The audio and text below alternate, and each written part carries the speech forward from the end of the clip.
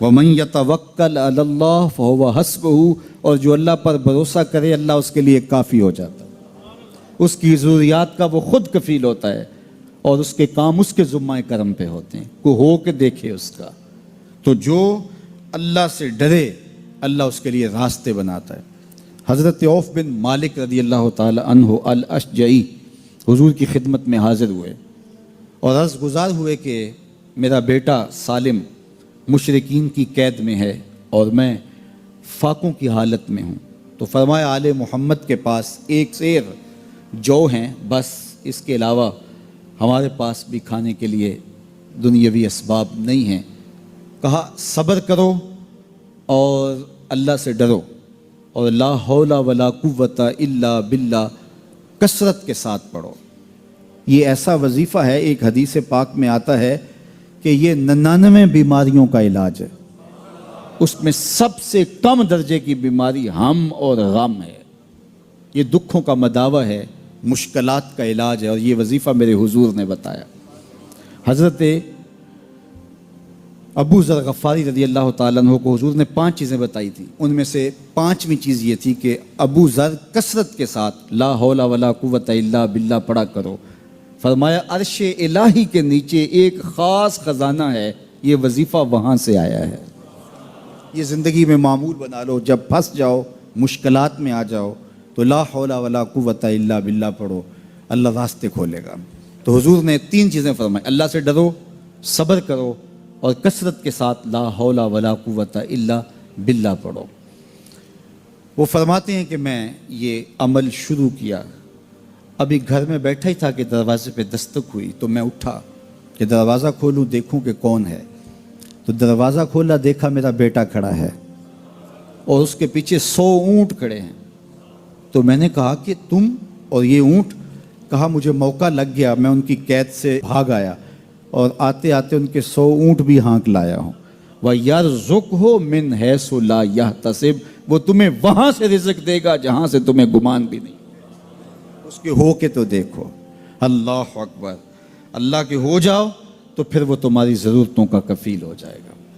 فرمایا حضرت عبداللہ ابن مسعود رضی اللہ تعالیٰ عنہ نے کہ کسی شخص کو فقر و فاقہ آ جائے تو وہ لوگوں کو بتائے کہ میں آج کل بڑے مشکل حالات میں ہوں، ہر وقت لوگوں کو بتاتا رہے تو اس کی مشکل بڑھے گی، اس کی مشکلیں آسان نہیں ہوں گی اس طرح۔ اور اگر وہ اپنی اس مشکل کو کسی سے شیئر نہ کرے بلکہ مصلی بچھا کے اپنے رب سے کہے کہ مالک فقر و فاقہ آ گیا ہے اور اس کا علاج تیرے پاس ہے، اس مرض کا مداوع تیرے پاس ہے۔ تو حضرت عبداللہ ابن مسعود فرماتے ہیں کہ رسول کریم نے فرمایا جلد یا بدیر اللہ اس کو مالا مال فرما دے گا۔ یہ بھی کبھی کر کے دیکھو، مشکل آ جائے، فاقہ آ جائے، مصیبت آ جائے، کسی سے نہ کہو، صرف اپنے رب سے کہو، پھر دیکھنا اس کی کرم نوازیوں کا می کیسے برستا ہے۔ فرمایا اللہ پر بھروسہ کرنے کا جو حق ہے اگر وہ تم ادا کر دو، وہ تمہیں ایسے رزق عطا کرے جیسے پرندوں کو عطا کرتا۔ ہم تو دکان پہ جانا ہوتا ہے، فیکٹری میں جانا ہوتا ہے، ہم اپنے کاروبار پہ جانا ہوتا ہے، نوکری پہ جانا ہوتا ہے، مزدوری پہ جانا ہوتا ہے، ہمیں پتہ ہے کہاں آج صبح جانا ہے، لیکن پرندوں کو کوئی پتہ نہیں ہوتا کہاں جانا ہے، راس المال بھی نہیں ہوتا، لیکن صبح نکلتے ہیں، شام کو کبھی بھی خالی پیٹ نہیں آئے۔ بن توکل پنچھی اڑ دے، خرچ نہ پلے زیرا ہو۔ گھر سے خالی پیٹ نکلتے ہیں، جب واپس آتے ہیں تو پیٹ بھرے ہوئے ہوتے ہیں، اور پھر جو ان کی ضرورت ہوتی ہے اللہ وہ ساری ضرورتیں پوری کرتا ہے، جو ضرورت ان کی ہوتی ہے۔ یہ شیر کتنا گوشت کھاتا ہے اللہ روز اسے دیتا ہے۔ یہ ہنس روزانہ سچے موتی کھاتے ہیں، اور آپ مارکیٹ میں لینے جائیں لاکھوں روپے لگا کے تولے ماشے کے حساب سے آپ خریدتے ہیں، پھر بھی آپ کو یقین نہیں ہوتا کہ یہ سچے ہیں یا 2 نمبر ہیں۔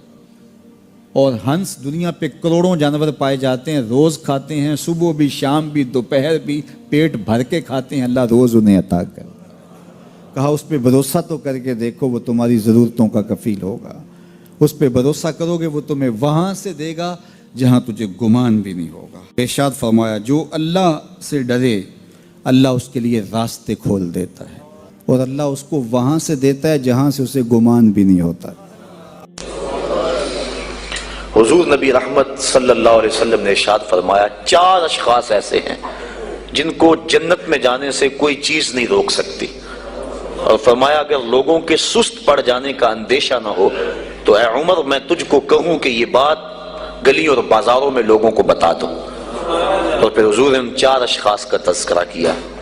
ایک وہ شخص جو والدین کے ساتھ حسن سلوک کرتا ہے، دوسرا وہ شخص جس کی اولاد زیادہ ہے ذرائع آمدنی تھوڑے ہیں لیکن وہ اپنی اولاد کے پیٹ میں لقمہ حرام نہیں جانے دیتا۔ جب ذرائع آمدنی زیادہ ہوں اور پھر حرام سے بچنا یہ بھی بہت بڑی سعادت ہے، لیکن جب ذرائع آمدنی بھی تھوڑے ہوں اور اولاد بھی زیادہ ہو تو پھر حرام سے بچنا یہ بڑا مشکل اور آزمائش کا مرحلہ ہوتا ہے۔ تو جو اس موقع میں رزق حرام سے بچا، قیامت کے دن حضور کے فرمان کے مطابق جنت میں جانے سے اسے کوئی شے نہیں روک سکتا۔ اور ہم صحابہ کی زندگیاں دیکھتے ہیں، فجر کی نماز ہوتی ہے، ایک صحابی جلدی سے اٹھ کے چلے جاتے ہیں۔ ایک دن آقا کریم نے پوچھا کہ ابو درداء کیا بات ہے؟ تو حضرت ابو درداء نے عرض کی حضور آپ جانتے ہیں آج کل مدینے میں کھجوریں پکنے کا موسم ہے اور سحری کے وقت ٹھنڈی ہوائیں مدینے کی سرزمین کو سلام کرنے بھی آتی۔ میرے ہمسائے کے صحن میں ایک اونچا لمبا درخت ہے کھجور کا جس کا جھکاؤ میرے گھر کی سمت ہے، اور جب ہوا چلتی ہے تو اس سے کھجوریں ٹوٹ کے میرے ویڑے میں گر پڑتی ہیں۔ میں جلدی جلدی اس لیے چلا جاتا ہوں کہ بچوں کے اٹھنے سے قبل وہ کھجوریں اٹھا کے ان کے گھر میں پھینک دو، کہیں ایسا نہ ہو کہ میرا بچہ کوئی کھجور اٹھا کے اپنے منہ میں ڈال لے۔ یہ صحابہ کا مزاج۔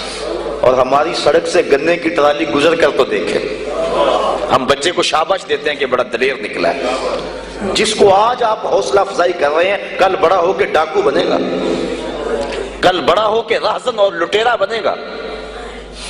اولاد کی تربیت کے باب میں یہ بات ہے کہ اگر وہ گناہ کا ارتکاب بچپن میں بھی کرتے ہیں تو ان کی وہاں حوصلہ شکنی کی جائے تاکہ ان کے دل میں گناہ سے نفرت پیدا ہو جائے۔ تو حضرت ابو درداء نے عرض کی حضور میں اس لیے جلدی چلا جاتا ہوں کہ ہمسائے کے گھر سے جو کھجور کا درخت ہماری سمت جھکا ہوا ہے اس کی کھجوریں جو گرتی ہیں میں ان کو اٹھا کے ان کے صحن میں پھینک دوں تاکہ کہ میرا بچہ وہ کھجور اپنے اندر نہ لے لے۔ اور آپ جانتے ہیں کہ حضرت امام حسین رضی اللہ تعالیٰ عنہ مسجد نبوی میں آئے، صدقے کی کھجوروں کا ڈھیر لگا ہوا تھا، بچے تھے، ایک کھجور اٹھا کے انہوں نے اپنے منہ میں ڈال لی۔ تو آقا کریم صلی اللہ علیہ وسلم تیزی سے آگے بڑھے اور ان کے حلق میں انگلی ڈال کر حضور نے کہا کہ اس کو نکالو باہر اور اندر سے کھجور باہر نکلوا دیں۔ میں اور آپ اپنے رزق پر اگر غور کر لیں اور اپنے رزق کی حلت کا سامان کر لیں تو عبادت کی لذت نصیب ہو جائے۔ تیسرا وہ شخص کہ جس نے ایسی سچی توبہ کی کہ دوبارہ گناہ کی طرف جانا اتنا مشکل ہے جس طرح تھن سے نکلا ہوا دودھ دوبارہ اندر نہیں جا سکتا۔ اور چوتھی وہ عورت جس نے اپنی ساری محبتیں اپنے خامد پہ نچھاور کر دی اور اس حال میں مری کہ اس کا خامد اس پہ راضی تھا، اس کو جنت میں جانے سے کوئی چیز نہیں روک